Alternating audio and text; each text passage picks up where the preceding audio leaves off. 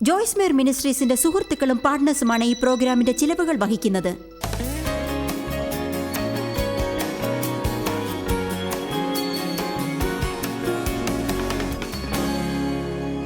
മിസ്രയീമ്യർ മരുഭൂമിയിൽ ചുറ്റിത്തിരിഞ്ഞപ്പോൾ, ഇത് ആവർത്തന പുസ്തകം 8 കാണാം. എനിക്ക് ആ കഥ ഇഷ്ടമാണ്.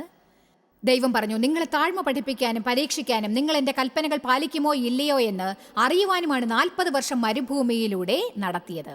നിങ്ങളുടെ ജീവിതത്തിൽ പരീക്ഷയുടെ സമയമുണ്ടാവും. നിങ്ങൾക്ക് ദൈവം ചെയ്തുകൊണ്ടിരിക്കുന്ന കാര്യങ്ങൾ കാരണം നിങ്ങൾ അവനെ സേവിക്കുന്നുണ്ടോ എന്ന് കണ്ടുപിടിക്കാൻ, അഥവാ അവനെ മലമുകളിൽ ഇരിക്കുമ്പോൾ സേവിക്കുന്നത് പോലെ മരുഭൂമിയിലും സേവിക്കുമോ എന്നറിയാൻ.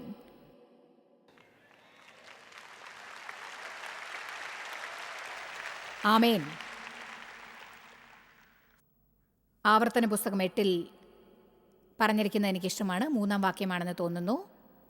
അവിടെ നിന്റെ ദൈവമായ യഹോവ നിന്നെ താഴ്ത്തുവാനും തൻ്റെ കൽപ്പനകൾ പ്രമാണിക്കുമോ എന്ന് അറിയുവാനും 40 വർഷം മരുഭൂമിയിൽ നടത്തിയെന്ന്. പിന്നെ പറയുന്നു, നീ ധരിച്ച വസ്ത്രം ജീർണിച്ചു പോയില്ല, നിന്റെ കാൽ വീങ്ങിയതുമില്ല എന്ന്. അവർ 40 വർഷം നടന്നിട്ടും അവരുടെ കാൽ വീങ്ങിയില്ല. വസ്ത്രങ്ങൾ ജീർണിച്ചു പോയതുമില്ല. അവർക്ക് 40 വർഷം മാറ്റി ഉടുക്കാൻ വേറെ വസ്ത്രമില്ലായിരുന്നു. ഇവിടെ എന്താണ് നാം പഠിക്കുന്നത്? നിങ്ങൾക്ക് ആവശ്യമുള്ളതെല്ലാം ലഭിക്കില്ല. നിങ്ങൾ ഇപ്പോൾ ഏതെങ്കിലും പരിതസ്ഥിതിയിലോ ചുറ്റുപാടിലോ ആയിരിക്കാം. ദൈവം വാഗ്ദാനം ചെയ്ത സമൃദ്ധിയുടെ പരിപൂർണത കാണുന്നുണ്ടാവില്ല. പക്ഷേ ദൈവം നിങ്ങളുടെ ആവശ്യങ്ങൾ നിറവേറ്റും. അത് വാഗ്ദാനം ചെയ്ത സമൃദ്ധി ആയിരിക്കില്ല. അവൻ നിങ്ങൾക്ക് ചെയ്യണമെന്ന് നിങ്ങൾ ആഗ്രഹിച്ചതുമായിരിക്കില്ല. പക്ഷേ ദൈവം നിങ്ങളുടെ വസ്ത്രങ്ങൾ അമാനുഷികമായി അഭിഷേകിക്കേണ്ടി വന്നാലും അത് നിങ്ങൾക്ക് ചെയ്യും. പിന്നീട് 10-20 വർഷം നിങ്ങളുടെ വസ്ത്രം ജീർണിക്കില്ല. ഞാൻ പറയുന്നത് എത്ര പേർക്ക് മനസ്സിലായിട്ടുണ്ട്? നിങ്ങൾ അതിൽ നിന്ന് പുറത്തു വരും. നിങ്ങൾ അതിൽ നിന്ന് പുറത്തു വരും. ഇനി നമുക്കെല്ലാം ഇഷ്ടപ്പെട്ട ഒരു വചനം ഫിലിപ്പിയർ 4:19 എൻ്റെ ദൈവമോ നിങ്ങളുടെ ബുദ്ധിമുട്ടൊക്കെയും മഹത്വത്തോടെ തൻ്റെ ധനത്തിനൊത്തവണ്ണം ക്രിസ്തു യേശുവിൽ പൂർണ്ണമായി തീർത്തു തരും. വചനം അവിടെയും ഇവിടെയും ഒക്കെ എടുക്കുന്നത് മഹാമണ്ടത്തരമാണെന്ന് അറിയണം.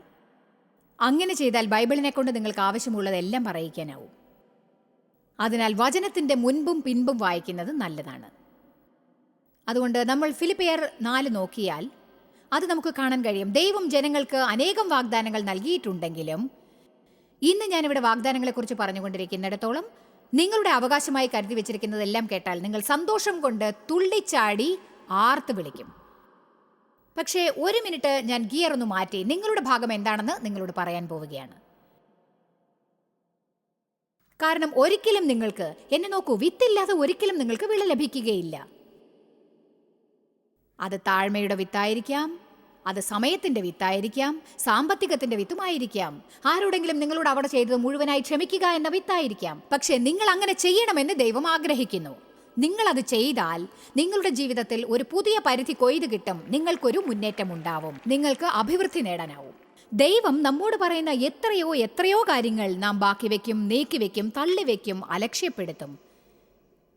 കാരണം അത് കഠിനമാണ്, അഥവാ അത് ശരിയല്ലെന്ന് തോന്നൽ. എന്നിട്ട് നാം മറ്റൊരു ഉത്തരത്തിനായി പ്രതീക്ഷിക്കും.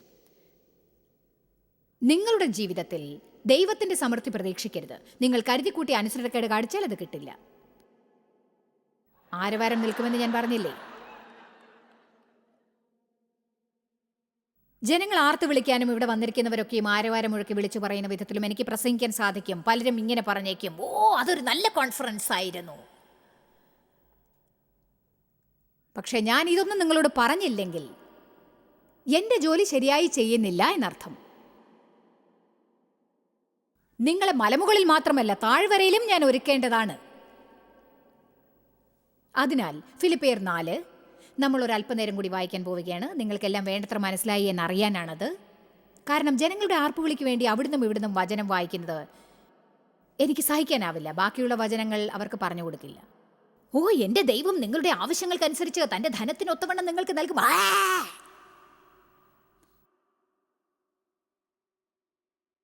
ഇനി ബാക്കിയുള്ളത് വായിക്കാം. 14-ാം വാക്യം. ഇത് തുടങ്ങാൻ പറ്റിയ സ്ഥലമാണ്. ഫിലിപ്പിയർ 4:14. എങ്കിലും എൻ്റെ കഷ്ടതയിൽ നിങ്ങൾ കൂട്ടായ്മ കാണിച്ചത് നന്നായി. ഫിലിപ്പിയരെ സുവിശേഷ ഘോഷണത്തിൻ്റെ ആരംഭത്തിൽ ഞാൻ മക്കെദോന്യയിൽ നിന്ന് പുറപ്പെട്ടാറെ നിങ്ങൾ മാത്രമല്ലാതെ ഒരു സഭയും വരവ് ചിലവ് കാര്യത്തിൽ എന്നോട് കൂട്ടായ്മ കാണിച്ചില്ല എന്ന് നിങ്ങളും അറിയുന്നു. തെസ്സലോനിക്കയിലും എന്റെ ബുദ്ധിമുട്ട് തീർപ്പാൻ നിങ്ങൾ 1-2 വട്ടം അയച്ചു തന്നുവല്ലോ. ഞാൻ ദാനം ആഗ്രഹിക്കുന്നു എന്നല്ല, നിങ്ങളുടെ കണക്കിലേക്ക് ഏറുന്ന ഫലമത്രേ ആഗ്രഹിക്കുന്നത്. ഇപ്പോൾ എനിക്ക് വേണ്ടുന്നത് എല്ലാം ഉണ്ട്. നിങ്ങൾ അയച്ചു തന്നത് സൗരഭ്യവാസനയായി ദൈവത്തിന് പ്രസാദവും സുഗ്രാഹ്യവുമായ യാഗമായി എപ്പഫ്രോദിത്താസിന്റെ കൈകളാൽ ഞാൻ പ്രതിഗ്രഹിച്ചു തൃപ്തനായിരിക്കുന്നു. എന്റെ ദൈവമോ നിങ്ങളുടെ ബുദ്ധിമുട്ടൊക്കെയും മഹത്വത്തോടെ തന്റെ ധനത്തിനൊത്തവണ്ണം ക്രിസ്തു യേശുവിൽ പൂർണ്ണമായി തീർത്തു തരും. നമ്മുടെ ദൈവവും പിതാവുമായവന് എന്നേക്കും മഹത്വം. ഇപ്പോൾ ആർത്തു വിളിക്കാം.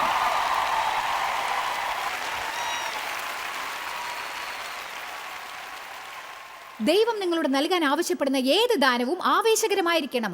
അത് സമയമായാലും പണമായാലും മാപ്പ് കൊടുക്കലായാലും ആരെങ്കിലും സഹായിക്കലായാലും. കാരണം അത് അസാധ്യമാണ്. അതായത് ഒരു കർഷകന് വിദ്യാഭ്യാസം ഇല്ലാതെ തന്നെ വിത്തിടാതെ വിളവ് ലഭിക്കില്ല എന്ന കാര്യം വ്യക്തമായിട്ട് അറിയാം. എന്റെ അച്ഛൻ മരിക്കുന്നതിന് 4 വർഷം മുൻപ് അദ്ദേഹത്തോട് ക്ഷമിക്കാൻ ദൈവം ആവശ്യപ്പെട്ടു. ഞാൻ അദ്ദേഹത്തോട് വർഷങ്ങൾക്ക് മുൻപ് ക്ഷമിച്ചിരുന്നു. പക്ഷെ അദ്ദേഹത്തോട് മുഴുവനായി ക്ഷമിക്കുവാൻ പറഞ്ഞു. അവർ താമസിച്ചിരുന്ന സൗത്ത് ഈസ്റ്റ് മിസൂറിയിൽ നിന്ന് സെന്റ് ലൂയിസിലേക്ക് കൊണ്ടുവന്ന് അവരെ താമസിപ്പിക്കാനും അവരെ പരിപാലിക്കുവാനുമായിരുന്നു ദൈവം എന്നോട് ആവശ്യപ്പെട്ടത്. എൻ്റെ അച്ഛനെ പരിപാലിക്കാൻ എനിക്കിഷ്ടമല്ലായിരുന്നു എന്ന് ഞാൻ തുറന്നു പറയുന്നു. എനിക്കതിൽ താല്പര്യമില്ലായിരുന്നു. എന്നോടത് ചെയ്യണമെന്ന് ദൈവം പറഞ്ഞത് എനിക്ക് ഒട്ടും തന്നെ സ്വീകാര്യമായിരുന്നില്ല. ഇത് ദൈവമല്ല, സാത്താൻ്റെ പ്രേരണയാണ്. ചുരുക്കി പറയാം, ഒടുവിൽ ദൈവം പറഞ്ഞത് ഞാൻ അനുസരിച്ചു. എൻ്റെ ജീവിതത്തിൽ ഞാൻ ചെയ്ത കഠിനമായ കാര്യങ്ങളിൽ ഒന്നായിരുന്നു അത്. പക്ഷേ അത് ഞങ്ങളെ ഈ മിനിസ്ട്രിയിൽ ഒരു പുതിയ പരിധിയിലെത്തിച്ചു. ഇന്ന് ഞങ്ങൾ അനേകായിരം ജനങ്ങൾക്ക് ശുശ്രൂഷ ചെയ്യുന്നു, കൂടുതൽ വിപുലമായ രീതിയിൽ. ഞാൻ ഒരു കാര്യം പറയട്ടെ, ഇത് ദയവായി കേൾക്കൂ, ഒരിക്കലും മറക്കരുത്. ദൈവം നിങ്ങളോട് എന്തെങ്കിലും എപ്പോഴെങ്കിലും ആവശ്യപ്പെട്ടാൽ അത് ഒരിക്കലും നിങ്ങളിൽ നിന്ന് എന്തെങ്കിലും എടുക്കാൻ വേണ്ടിയല്ല. അവന് യാതൊന്നിൻ്റെയും ആവശ്യമില്ല. ദൈവം അത്യാഗ്രഹിയല്ല. അവന് നിങ്ങൾ കാണിക്ക കൊടുത്തില്ലെങ്കിൽ സ്വർഗത്തിലെ വെളിച്ചം അവൻ കെടുത്താൻ പോകുന്നില്ല. ഏത് സമയത്തായാലും ദൈവം നിങ്ങളോട് എന്ത് ചെയ്യാൻ പറഞ്ഞാലും നമ്മെ ഒരു സ്ഥാനത്ത് നിർത്താൻ വേണ്ടിയാണത്. അവിടെ നമുക്ക് ആവശ്യമുള്ളതിലും ഉപരിയായി സ്വീകരിക്കാൻ സാധിക്കും.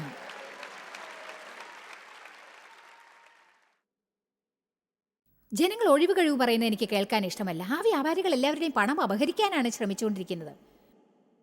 നിങ്ങൾ സത്യസന്ധമായ ഹൃദയത്തോടെ കൊടുത്താൽ ദൈവത്തിനാണ് കൊടുക്കുന്നത്. കാരണം അതാണ് ശരിയായ തത്വമെന്ന് നിങ്ങൾ വിശ്വസിക്കുന്നു. മറ്റുള്ളവർ എന്ത് ചെയ്യുന്നു എന്നതിനെക്കുറിച്ച് നിങ്ങൾ ചിന്തിക്കേണ്ടതില്ല.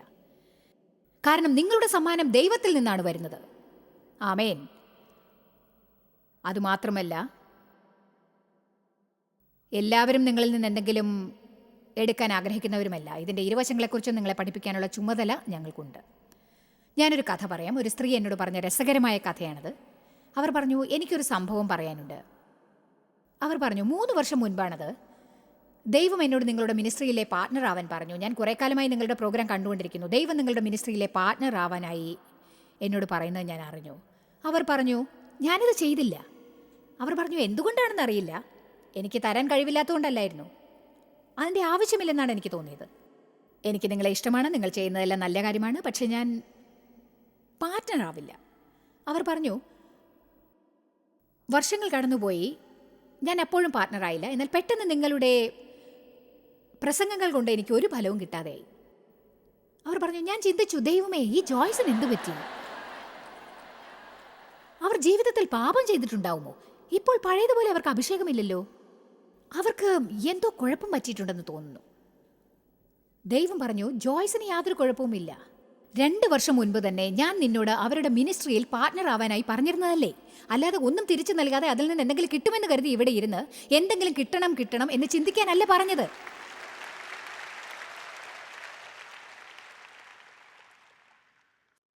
അതിനാൽ നിങ്ങൾ പള്ളിയിൽ പോകുന്നുണ്ടെങ്കിൽ, 4-5 വർഷമായി നിങ്ങൾ പള്ളിയിൽ സ്ഥിരമായി പോകുന്നുണ്ടെങ്കിൽ, അത് നിങ്ങളുടെ പള്ളിയാണെന്ന് പറയാൻ തുടങ്ങും. ആഴ്ചതോറും പാസ്റ്റർ തൻ്റെ ഹൃദയം നിങ്ങൾക്കായി തുറക്കും. നിങ്ങൾക്ക് സുഖമില്ലാതാവുമ്പോൾ അദ്ദേഹം പ്രാർത്ഥിക്കും. നിങ്ങളും ബന്ധുക്കളും ആശുപത്രിയിലാകുമ്പോൾ നിങ്ങളെ സന്ദർശിക്കും. കുടുംബത്തിലെ വിവാഹം നടത്തിത്തരും, സ്നാനം നടത്തിത്തരും, അതുപോലെ ശവസംസ്കാര ചടങ്ങും നടത്തിത്തരും. അതായത് നിങ്ങൾക്ക് വേണ്ടപ്പോൾ അദ്ദേഹം പ്രവർത്തിക്കുന്നു. നിങ്ങൾ പള്ളിയിലെ വോളണ്ടിയർ ആവുന്നില്ല. പതാരം കൊടുക്കുന്നില്ല, കൃത്യസമയത്ത് പള്ളിയിലെത്തുന്നില്ല, പകരം ആരാധന പകുതിയാകുമ്പോൾ ആരാധിച്ചുകൊണ്ടിരിക്കുന്നവരെ ശല്യപ്പെടുത്താനായി വരും. എന്നിട്ട് ആൾട്ടർ കാളിന്റെ സമയത്ത് പുറത്തിറങ്ങും, കാരണം കാർ പാർക്കിംഗ് സ്ഥലത്ത് നിന്ന് എടുക്കണം. ഒരു കൂട്ടം ജനങ്ങളെ നിങ്ങൾ ശല്യപ്പെടുത്തുകയാണെന്ന് ചിന്തിക്കുന്നതേ ഇല്ല. എന്നിട്ട് എന്താണ് ജീവിതത്തിൽ ഒന്നും നേടാനാവാത്തതെന്ന് അത്ഭുതപ്പെടും. എപ്പോഴും വാങ്ങുന്നവർ മാത്രമായിരുന്നു കൊണ്ട് ദൈവം നിങ്ങൾക്ക് സമൃദ്ധി തരും എന്ന് നിങ്ങൾ പ്രതീക്ഷിക്കുന്നുണ്ടോ? ഇതൊരു നിയമമാണ്, ആത്മീക നിയമം. നിങ്ങൾ വിതയ്ക്കുന്നത് മാത്രമേ നിങ്ങൾ കൊയ്യുകയുള്ളൂ. ഇത് നിങ്ങളുടെ ജീവിതത്തിലെ എല്ലാ തുറകളിലുമുണ്ട്. ഞാൻ പണത്തെക്കുറിച്ച് മാത്രമല്ല പറയുന്നത്, എല്ലാ കാര്യങ്ങളുമുണ്ട്. നിങ്ങൾക്കറിയാമോ, പണത്തെക്കുറിച്ചുള്ള ഭീതി. ആദ്യം തന്നെ നിങ്ങളിന്നൊരു കാണിക്ക എടുത്തില്ലേ, അടുത്തതിന് ഞാൻ പണം തരില്ല, കൊണ്ടുപോയിക്കോ.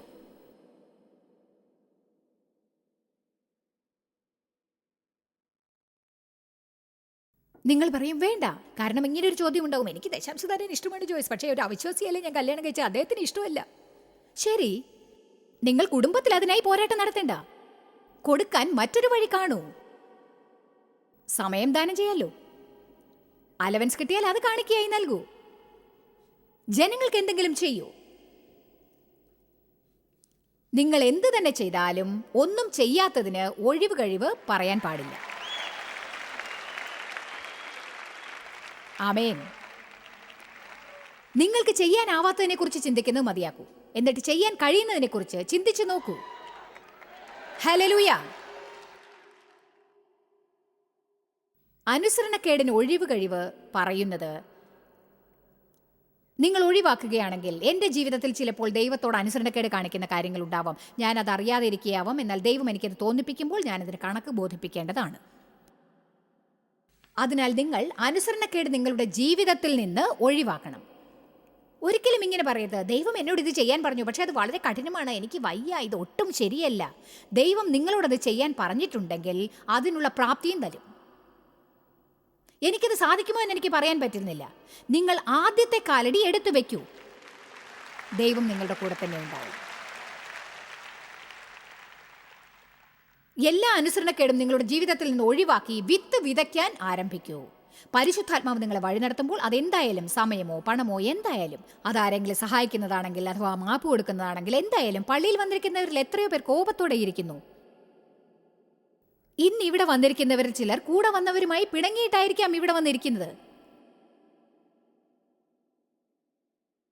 നിങ്ങൾ ഉച്ചത്തിൽ ആർത്തു പാടും, വചനങ്ങൾ എല്ലാവരുടെയും കൂടെ ഉച്ചത്തിൽ വായിക്കും, എന്നിട്ട് കാറിൽ കയറി വീട്ടിലെത്തുന്നതുവരെ വഴക്കും. ഇത്തരം കാട്ടിക്കൂട്ടലുകൾ കണ്ട് എനിക്ക് മടുത്തു. നമ്മൾ ജീവിതത്തിൽ ഫലം കാണിക്കണം. ദൈവം പറഞ്ഞാൽ പറഞ്ഞതാണെന്ന് നമ്മൾ മനസ്സിലാക്കണം. ദൈവം നമ്മോട് ചെയ്യാൻ പറഞ്ഞത് നാം ചെയ്യാൻ തുടങ്ങിയാൽ, ഞാൻ പറയട്ടെ, നിങ്ങൾക്ക് ദൈവ സന്നിധാനത്തിൽ നിൽക്കേണ്ടതായ അവകാശമുണ്ട്. മാത്രമല്ല ഇങ്ങനെ പറയാനും, ദൈവമേ അങ്ങ് എനിക്ക് അളവിലധികമായി അനവധി അത്ഭുതങ്ങൾ എൻ്റെ ജീവിതത്തിൽ പ്രവർത്തിക്കുമെന്ന് ഞാൻ വിശ്വസിക്കുന്നു. ദൈവമേ അങ്ങേക്കായി ഞാൻ കാത്തിരിക്കുന്നു. എനിക്ക് വിശുദ്ധമായ പ്രതീക്ഷയുണ്ട്. അതാരും എനിക്ക് മറക്കുകയില്ല.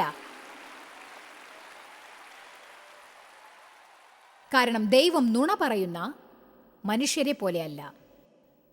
സൗജന്യമായി യാത്ര ചെയ്യുന്നവരെ എനിക്ക് കണ്ടാൽ സഹിക്കില്ല. നമ്മുടെ ലോകം മുഴുവനും ഇന്ന് അത്തരം ജനങ്ങളാണുള്ളത്.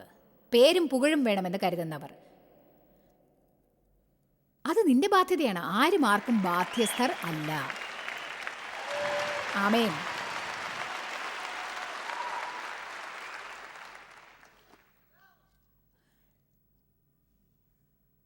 മലാഖി അതിൽ മികച്ചവനാണ്. എൻ്റെ ആലയത്തിൽ ആഹാരമുണ്ടാക്കേണ്ടതിന് നിങ്ങൾ ദശാംശം മുഴുവനും ഭണ്ഡാരത്തിലേക്ക് കൊണ്ടുവരുവിൻ. ഞാൻ നിങ്ങൾക്ക് ആകാശത്തിൻ്റെ കിളിവാതിലുകൾ തുറന്ന് സ്ഥലം പോരാതെ വരുവോളം നിങ്ങളുടെ മേൽ അനുഗ്രഹം പകരുകയില്ലയോ? നിങ്ങൾ പറയും, എനിക്ക് ദശാംശത്തിൽ വിശ്വാസമില്ല. ദശാംശം കൊടുക്കാൻ ഇഷ്ടമല്ലെങ്കിൽ നിങ്ങളതിൽ വിശ്വസിക്കില്ല.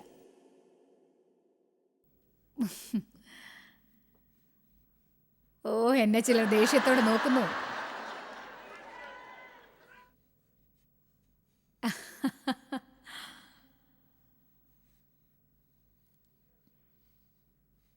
ഞാൻ ഒരു കാര്യം ചോദിക്കട്ടെ.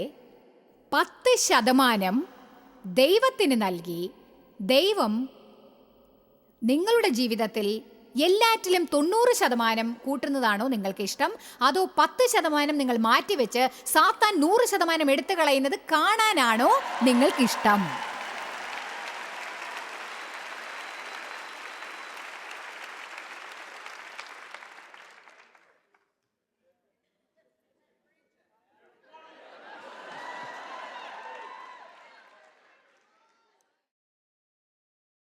ഞാൻ പറയാൻ പോകുന്ന സുവാർത്ത നിങ്ങൾ കേൾക്കേണ്ടത് ഏറ്റവും പ്രധാനമാണ്. ലോകമെങ്ങുമുള്ളവരും ഇത് കേൾക്കേണ്ടതാണ്.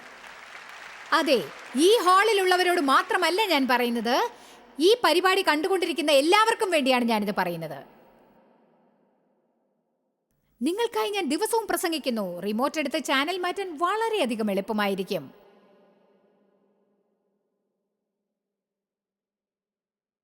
അവിടെ ഞാനുണ്ടാവും. നിങ്ങൾ കാണുന്ന പ്രോഗ്രാമിലുള്ള ധനസഹായം ചെയ്തിരിക്കുന്നത് ഞങ്ങളുടെ പാർട്ട്നേഴ്സാണ്. ഞങ്ങൾ വെറും ജോലിക്കാർ മാത്രം. നിങ്ങൾ കരുതും, ഓ സ്തോത്രം ദൈവമേ, ഈ പ്രോഗ്രാം എനിക്ക് ഇഷ്ടപ്പെട്ടു, ഓ ഇവരെന്നെ സഹായിച്ചിരിക്കുന്നു സിസ്റ്റർ.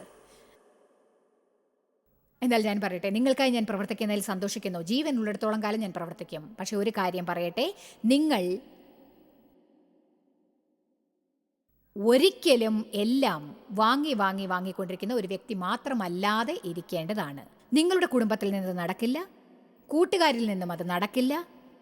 നിങ്ങൾ ജീവിതത്തിൽ കൊടുക്കുക എന്ന ശീലം ഉണ്ടാക്കിയെടുക്കണം.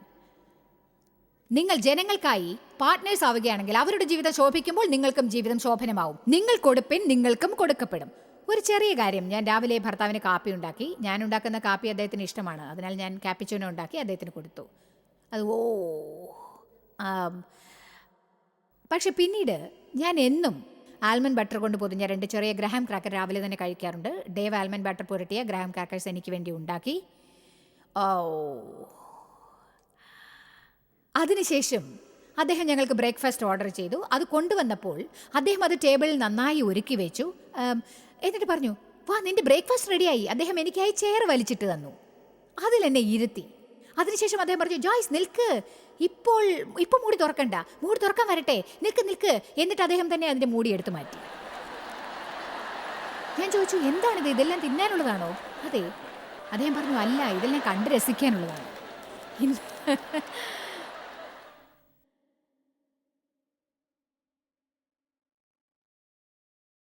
ഇന്ന് ദേവ് എന്നെ 3-4 പ്രാവശ്യം ആലിംഗനം ചെയ്ത് കഴിഞ്ഞു. എന്നിട്ട് എന്നോട് പറഞ്ഞു, എന്നെ വളരെ ഇഷ്ടമാണെന്ന്. എന്നെക്കുറിച്ച് അദ്ദേഹം അഭിമാനിക്കുന്നു. ഞാൻ അദ്ദേഹത്തിന് വേണ്ടി എന്തെങ്കിലും ചെയ്യുമ്പോൾ അദ്ദേഹം എനിക്ക് വേണ്ടി എന്തെങ്കിലും ചെയ്യും. അദ്ദേഹം അങ്ങനെ പെരുമാറുന്ന സമയത്ത് എനിക്കത് ഇഷ്ടമാണ്. ഞങ്ങൾ വീട്ടിലെത്തുമ്പോൾ അദ്ദേഹം ഗോൾഫ് കളിക്കാൻ പോകും. കളിച്ചോട്ടെ. എല്ലാറ്റിനും ഒരു കൊടുക്കലും അതുപോലെ തന്നെ വാങ്ങലുമുണ്ട്, അല്ലേ? വെറുതെ വാങ്ങുന്നവർ മാത്രമാകുന്നത് നിർത്തൂ. അതെ, ദൈവമാണ് നിങ്ങളുടെ ദാതാവ്. അതെ, നിങ്ങൾ അവനായി പ്രതീക്ഷയോടെ കാത്തിരിക്കാൻ അവൻ ആഗ്രഹിക്കുന്നു. നിങ്ങൾക്കായി അവൻ കരുതിയിരിക്കുന്ന കൊയ്ത്തിനായിട്ടാണത്. ജനങ്ങൾ പറയാറുണ്ട്, എനിക്ക് ദശാംശത്തിൽ വിശ്വാസമില്ല, ഇത് പഴയ നിയമത്തിന് കീഴിലുള്ള നിയമമാണ്. നിങ്ങൾക്കറിയാമോ, നിങ്ങൾ ശരിയായിരിക്കാം. പക്ഷേ അതിന് എൻ്റെ പക്കലൊരു ഉത്തരമുണ്ട്. അവർ നിയമത്തിന് കീഴിൽ ദശാംശം കൊടുത്താൽ കൃപയാൽ നമ്മൾ എന്താണ് ചെയ്യുക?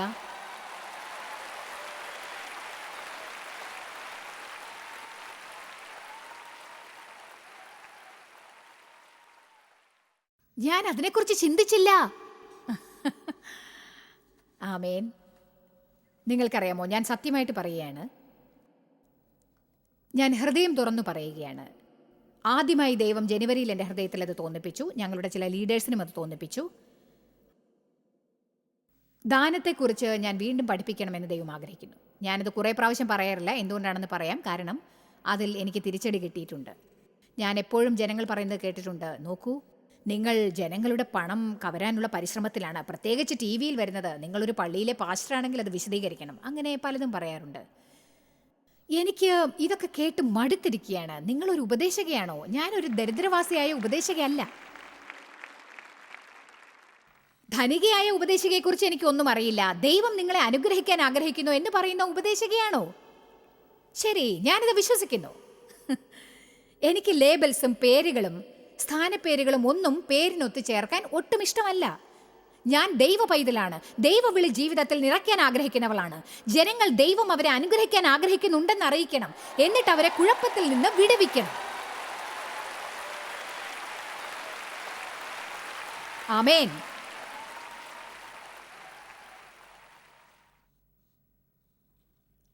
ദൈവം എന്നോട് പറഞ്ഞത് ഇതാണ്: അവരോട് ദാനത്തെക്കുറിച്ച് നീ പറഞ്ഞില്ലെങ്കിൽ നീ അവർക്ക് ചെയ്യുന്നത് നന്മയായി കണക്കാക്കാനാവില്ല. ഞാനിത് ആവശ്യമായതിനെ കൊണ്ടല്ല ചെയ്യുന്നത്. ഇന്ന് ഞാനിത് പ്രസംഗിക്കണമെന്ന ആഗ്രഹത്തോടെയാണ് തിരഞ്ഞെടുത്തിരിക്കുന്നത്. ദിവസവും ദൈവത്തിനും ജനങ്ങൾക്കും നിങ്ങളുടെ കുടുംബത്തിനും കൂട്ടുകാർക്കും കൊടുക്കാൻ സാധ്യമായതൊക്കെ കൊടുക്കാഞ്ഞാൽ നിങ്ങൾ വേദനിക്കേണ്ടി വരുമെന്ന് ഞാൻ ഉറപ്പായും പറയുന്നു. നിങ്ങളൊരു ദാതാവാകണം. ദൈവം ദാതാവാണ്. അവൻ ലോകത്തെ സ്നേഹിച്ചതുകൊണ്ട് പുത്രനെ നൽകി. നാമും അതാണ് ചെയ്യേണ്ടത്. നമ്മൾ കൊടുക്കുന്നവരാണ്. നമ്മൾ തീഷ്ണതയോടെ ജനങ്ങളുടെ സമീപത്തേക്ക് ചെല്ലണം. ഇനി ഈ ഒരു വചനത്തോടെ ഞാൻ നിർത്തുകയാണ്. എബ്രായർ 13:5. നിങ്ങൾ ആർത്തു വിളിക്കാൻ തയ്യാറാണോ?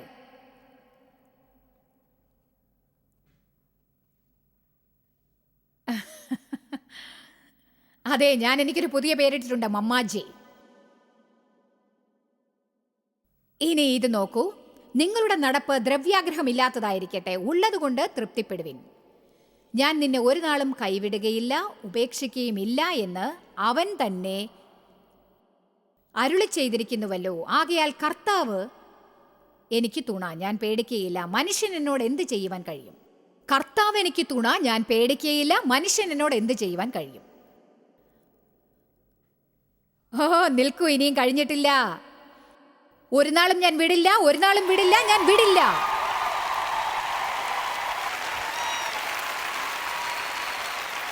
ഇത് കണ്ടോ? ഇന്ന് എനിക്ക് ചെയറിലിരിക്കാൻ പറ്റിയില്ല. ഞാൻ വിടില്ല, വിടില്ല. നിന്നെ ഞാൻ ആരുമില്ലാതെ വിട്ടു പോകില്ല. നിന്നെ ഞാൻ പിടിച്ചിരിക്കുന്നു.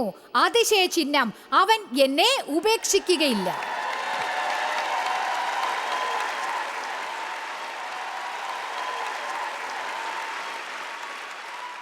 സാത്താൻ നിങ്ങളെ ഉപദ്രവിക്കുമ്പോൾ അവൻ ഇങ്ങനെ പറയും: നിനക്ക് ജോലിയൊന്നും കിട്ടില്ല, നിനക്ക് പണമൊന്നും ഉണ്ടാവില്ല, നിനക്കെല്ലാം നഷ്ടമായി, ഇനി നീ എന്താണ് ചെയ്യുക? വീണ്ടും എല്ലാം തുടങ്ങാൻ നിനക്കിനി പ്രായമില്ല.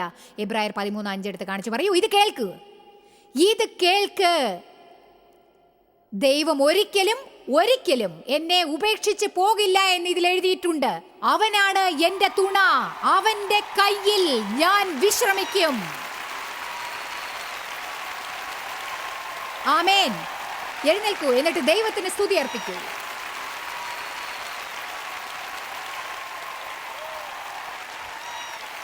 ഹല്ലേലൂയ.